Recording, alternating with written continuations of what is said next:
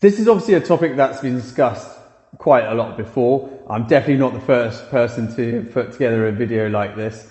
However, I haven't actually yet come across a video that really covers why I believe strength training is so key to endurance athletes. And it's important to state right from the outset that I think having some form of strength and conditioning work as part of your weekly program is absolutely essential, and it should be seen as just as important as any of your other training sessions, particularly if you're a triathlete, just as important as your swim, bike and run sessions.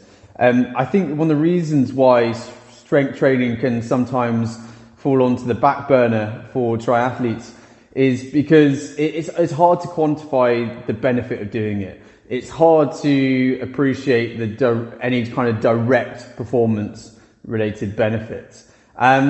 And that can be difficult when in all your other sessions, you can quantify and extrapolate and, you can track things very easily. But with strength training, it's not so easy to do that. However, there are so many important benefits. For endurance athletes specifically, improved hip stability is absolutely key. And strength training is the best way of achieving that. So by that, I mean things like, just how what happens to your knee when you plant your foot during the stance phase of running, when you're on the down phase of the pedal stroke. That knee, you want it to be tracking straight, but if you don't have the strength and stability around your hip, you're not going to be able to achieve that, and that's lost power. Okay, so that is kind of one way that you can have pretty direct performance benefits. Similarly with your core conditioning, if you're not doing sufficient core work, you're not going to have that strong central pillar around which your limbs can move and produce power. And again, your posture. So if you're not able to hold that good posture, you're going to get into picking up little niggles towards the end of a long race. Your form is going to start to fade, and ultimately you're going to slow down because you're just not going to be as efficient as you otherwise might be. Looking at it from other angles, in terms of future proofing, strength training encourages greater bone density, so you help ward off arthritis. It's going to strengthen your soft tissue. So again, a prehab or a injury avoidance kind of factor there. There's so many different reasons. I guess another one and a final one is just building that sense of strength and confidence, feeling good within yourself. And if you have any weight loss goals, and that might be a reason why you're into endurance sport, it has to coincide with some form of strength element in order to achieve that. The reason for that is the easiest way to lose body fat is by increasing your lean muscle mass. Okay, that doesn't mean by getting big, which I think a lot of endurance athletes worry about when it comes to strength training. They think if they even look at a dumbbell, suddenly they're going to have their watts per kilo is going to drop or something like that. It's not how it works.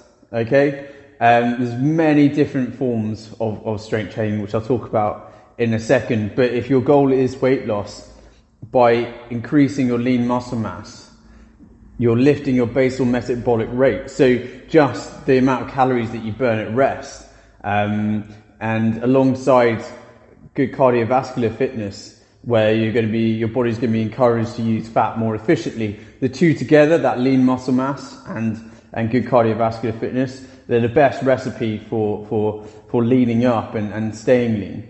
And then so the next thing is,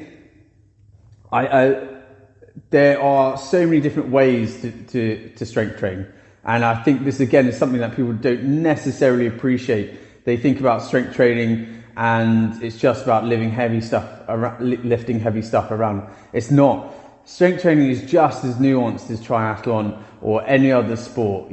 Just take running for instance. You got your sprint up to your marathon runners or ultra marathon runners. It's exactly the same with strength training. So you've got your powerlifting, you've got your bodybuilding, HIIT training, strength endurance like CrossFitters do, mobility work, perhaps yoga and Pilates type focused stuff. You've got all kinds of different things, and really what you want to be doing is peppering your training program with elements of each, depending on the training phase of your training program. Okay, and by that I mean, an obvious one is, you don't want to be doing big, heavy lifting, low rep, high powered work in the lead up towards a big race. Your strength training should be as developed as your normal training program, so it shifts along as you go through your season. Okay, and then how do you put together a strength program that's going to cover your bases? Well, it's actually a lot more simple than you would think, and you don't need to do all of it at high intensity. I'll do another video that explains why you don't want your training to always be high intensity, so I'll leave that for another time. But putting together a very basic strength plan is super easy.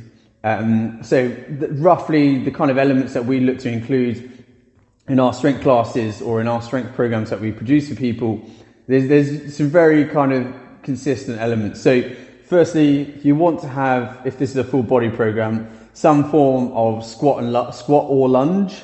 Okay, preferably if it's a squat, it's a unilateral form, so a split squat or something like that. You want some form of a hip hinge where you're utilizing your glutes, so a deadlift, good morning, single leg bridge, something like that, where you're pivoting at the hips and getting those glutes activated. You want some form of hip stability focus exercise, so looking to build up your abductors and adductors. So that can be things like side lunges, or something that involves an external rotation components like clamshells or internal rotations, something where you're moving in a horizontal or lateral plane and working on making sure those hips are really nice and stable and working, and the muscles around the outside are working very hard, because ultimately that's going to be what drives where your knee goes. Then calves. I see so many people miss out calf exercises, and it's a primary running muscle and to a lesser extent an important cycling muscle, but nobody seems to do any strength training for them.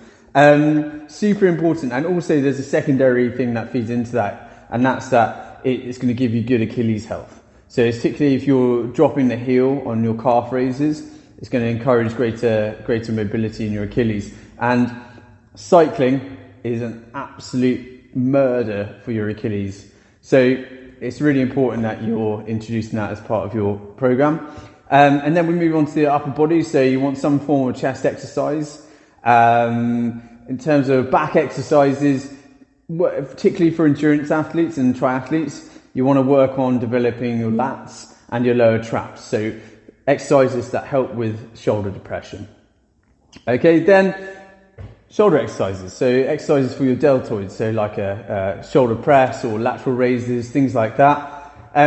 If you've got time, you can then throw in a couple of arm exercises, so for your biceps and your triceps.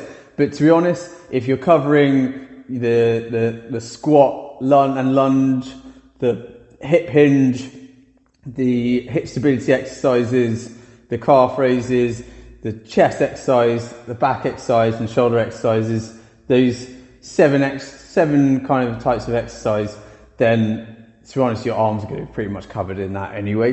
But if you've got the time, you can always throw in a bicep and then also a tricep exercise. Whatever your program, you want to make sure it's balancing out the different muscle groups. But there you go, 7 kind of exercise types, and you're pretty much covered, and they don't need to be all heavy lifting, thrashing yourself to death. So there you go, that's why I think strength training is so important, and how you might want to think about going about it. Yeah, there you go.